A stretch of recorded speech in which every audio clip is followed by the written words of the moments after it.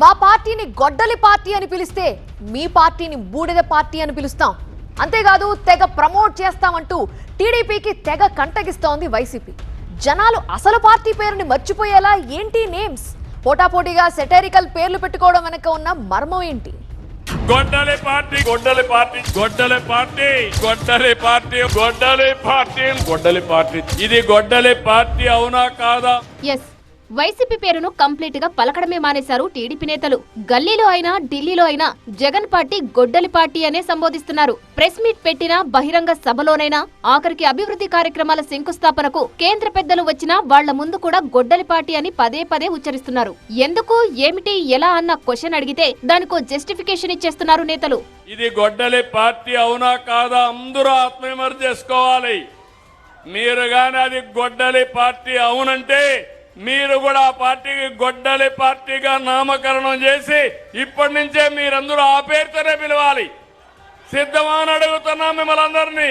ఆ రోజు మీ అందరికి ఐడియా ఉంది, బాబాయిని గొడ్డలితో చంపి తిరిగి ఆ కత్తి నా చేతిలో పెట్టి సాక్షిలో వేసి నన్ను దోషిగా చూపించి ఎన్నికల్లో గెలిచారంటే ఎంత ప్రమాదమో మీరు గుర్తుపెట్టుకోవాలి. నాకే అవకాశం లేకపోతే మీరు ఒక లెక్క అని అడుగుతున్నా. విన్నారుగా, సొంత బాబాయిని చంపి చేశారు, రాజకీయ లబ్ధి కోసం గొడ్డలితో కిరాతకంగా హతమార్చారు. అలాంటి వాళ్లు నడుపుతున్న పార్టీని ఇంకేమనాలి? గొడ్డలి పార్టీ అనే కదా అని జస్టిఫికేషన్ ఇచ్చుకుంటున్నారు కూటమి పెద్దలు. మీరు పదే పదే గొడ్డలి పార్టీ అని అంటుంటే మేమెందుకు ఊరుకుంటామంటూ వైసీపీ నేతలు సైతం రివర్స్ అటాక్ చేస్తున్నారు. చంద్రబాబు నాయుడు గారిని ఒకసారి గమనిస్తే ఓ మోసానికి, ఓ వెన్నుపోటుకి చొక్కా ప్యాంటు గాని తగిలిస్తే కనిపించేది చంద్రబాబే. మీదే వెన్నుపోటు పార్టీ, మీదే గుణపం పార్టీ అని టీడీపీని ఇన్నాళ్లు టార్గెట్ చేస్తూ వచ్చిన ఫ్యాన్ పార్టీ ఇప్పుడు ట్రెండ్ కి తగ్గట్టు ప్రస్తుత రాజకీయ పరిస్థితులను బట్టి సరికొత్త పేరును తెరపైకి తెచ్చింది. అదే బూడిద పార్టీ.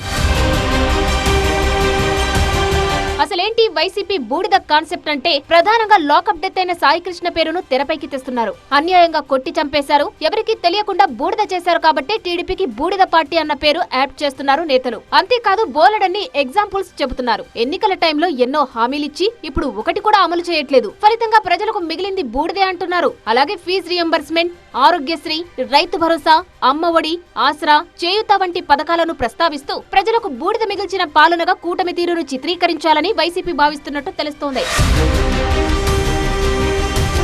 మొత్తంగా గొడ్డలి పార్టీకి కౌంటర్ గా బూడిద పార్టీ అనే పేరును విస్తృతంగా జనాల్లోకి తీసుకెళ్లాలని వైసీపీ భావిస్తోంది. మరి ఈ పేరు కేవలం ఆరోపణలను తిప్పికొట్టేందుకు వాడుతుందా, లేక ఒక రాజకీయ నినాదంగా మారుస్తుందా అన్నది చూడాలి.